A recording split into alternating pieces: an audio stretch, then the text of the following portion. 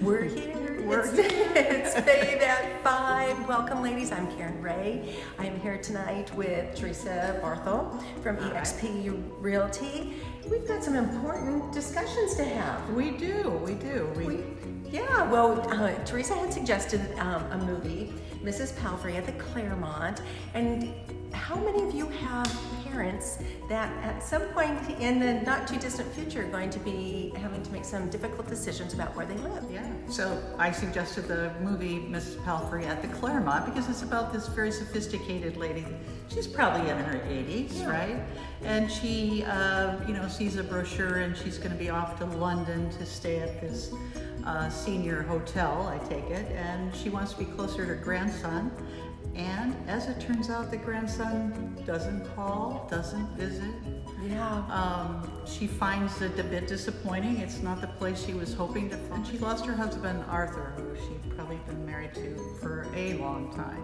Anyway, the movie's fun, a little depressing. It's a bit of a comedy. Has this really cute guy in it. So I didn't watch the whole thing because I thought I felt so bad for her because she was there. Her grandson didn't show up and didn't call her. I'll have to watch the rest of it, especially if there's a cute guy in it too. Well, it was written in 2005, I believe it was, by Elizabeth Taylor. So it's a cute story. It is. But the point of it is, right, Karen, it could be us or it could be our parents, and you're at that place where you're making a move in your life from your family home. You maybe lost a loved one, and you're creating a new life. And there she was lonely, and Yes. and this is what we would not want to have happen for us or for our parents. So how do we avoid them? Right. And I have had several women, even in the last month, where her dad got in an accident, so he had to go and choose a place to live. They had to sell his place, and it was like that in an instant that happened. And another girl, her mom, they had to take care of the mom, and where was she going to go? Yeah. Those are difficult discussions to have. They are difficult, and I was just mentioning to Karen, I recently had a client that had gone through some major crisis in the family, and the daughter came here from another state, and they together invited me over for the conversations. This is where I really like to show up as a real estate agent who's certified in the senior transition arena with the Real Estate Association, or the Realtors, rather. I had no idea there was even that designation. Yeah, there is this. I've spent time on it. I researched it. But anyway, I showed up and we walked through a lot of different questions than I would ask on a regular listing appointment. What have you loved about this house, and how is it becoming difficult to live here, and where would you like to go, and how, similar to any other listing, but this is, maybe the last move they're going to make, right? We're in our 80s, and this house, they loved it. So, and the daughter's like, oh my gosh, you can't take care of this anymore. You're ill. It's becoming a financial burden. So we walk through all these different things with them, and I'm there as their senior advisor to say, here's some attorneys you can use. Here's some estate sale people. Here's move managers. Here's a senior placement person that will drive you around to some of the senior communities to help you find the right one for your lifestyle. Right. So girls, how many of you, as your parents are getting older too, have a situation where it gets difficult to talk to your parents? Exactly. You almost need like a third person to come in and, like you were saying, show that grace and that patience to those. And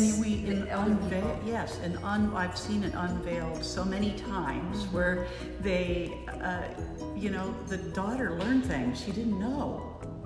Like, where was the mom thinking of moving, or when was dad actually thinking about retirement? How sick were they? All this stuff I'm asking about, and the daughter's sitting there surprised. Wow. I didn't know, she says. Well, and financially sometimes the kids don't know where they're at either, and And in this case, I don't really know, but there were some financial questions that would have been truth-telling right there. So that was important too. Wow.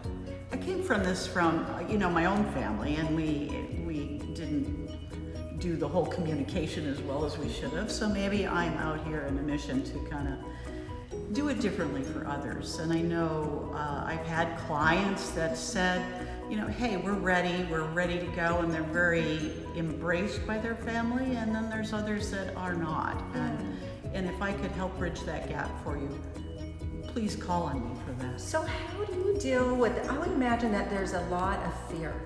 I mean, because a lot of these older folks have lived in a house for a long time.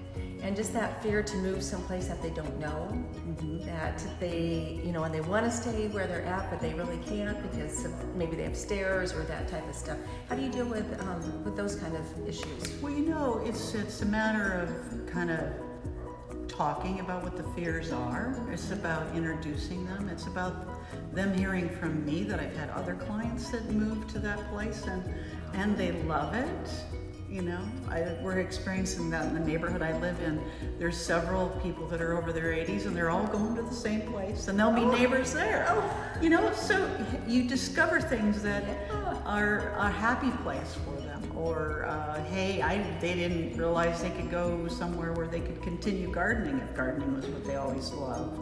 Or there's communities where woodworking or some shop type thing was, they have little shops and that sort of thing. So it doesn't have to be a depressing move. It can be actually very uplifting and making their life simpler and less complicated and less vulnerable, because we haven't talked about that either. When they're alone and all these things start happening, things become confusing. There's a lot of scam artists out there, whether they're on the internet or they're knocking on their front door or making phone calls. I talked to a guy today who said, Teresa, I get letters every day and I get phone calls. In fact, some aggressive real estate agent had called him at 7 a.m.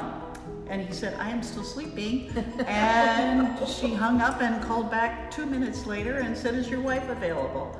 He's like, oh my gosh, they just won't leave him alone. So it becomes difficult for them to manage all of that. So it kind of weighs on them. And if they know they're embraced by professionals and their family, and we're able to communicate about it, both from the kid's perspective and from the parent's perspective, it makes for a happier outcome. Yes, so it will be better than Mrs. Palfrey and Claremont. Exactly. And luckily, I don't think they have those spaces anymore where everybody has a joint bathroom that they have to share, or telephones at. Well, hopefully we check it out better than that, than just having the brochure looking at the pretty pictures. Yeah, but it really hits a lot of different things in this transition that in our own lives, and part of that is dealing with those parents and how to do that gracefully and with patience and respect for our. Well, we talked a little bit about bullying too, because in the Mrs. Palfrey, her daughter shows up and she's just kind of indignant, like, I'm responsible for you and you should be doing this, and Mrs. Palfrey kind of shakes her head and goes, I just can't deal with it. How do you think they feel on the other side when you're just in their face, telling them this is what you have to do? So you help with those talks. You need calm it down a little bit. So you're part of like counselor thing too. Yes, I know. Some people said I should have went into that instead, right? But I like what I do, and I feel that there's good outcomes that come from it. Yes, well, you have a very calm spirit, so I'm sure that kind of keeps everybody calm in those kind of conversations. Well, and I came to this a few years ago when I met with a family that dad was a very prominent member of the community and had dementia, and the family came, but it's like powers of attorney and trust situations, and there's a lot to it that we should be asking and making sure that you're making the right decisions at this time in your life too. And was it okay for Dad to just sign the papers? Well, not exactly, right? So, but we walked him through all of it, and the family felt very confident that everything that was going on was happening the way it should. But from there, I realized I needed to show up with more resources for my clients, and so this is some 10 years later now, and this is what I have a passion to do. Wonderful. This is so wonderful. Hey, girls, you can also find Teresa. She is one of our authors, our contributing authors at favelifestyles.com, and you can find articles. And I just wrote about Mrs. Palfrey at the Claremont. You'll be able to see it. and go watch it. Yes, you know what I absolutely love is from your favorite chair, from my fave chair. Oh, yes. And your lifestyles to live, and just reaching out and seeing what is that lifestyle to live, that asking those questions and those different things. Yeah. So. For my fave chair, I always, Yeah. sit there with my cup of coffee, and it's just kind of asking questions that we're all thinking about in this stage. And lifestyles to live is an important concept to think, as you are doing in your business as well. It's lifestyles. Let's get all the right pieces in there. Oh yes, absolutely, girls, and let's do it together. So that much Yeah. more fun. So, Exactly. Teresa, thank you for coming and visiting with us at Fav at 5. Well, thank you for having me. Yes. I love it. And if people need to reach out to me, Absolutely. what How do they you get think? hold of you? Oh, well, call me, 425-876-9552, or you can text, or you can Google my name, Teresa, without the H, Barthol, and there'll be a lot of content there. It's Barthol. Yes, all kinds of wonderful things. Well, girls, thanks for joining us. We'll see you next time. Bye.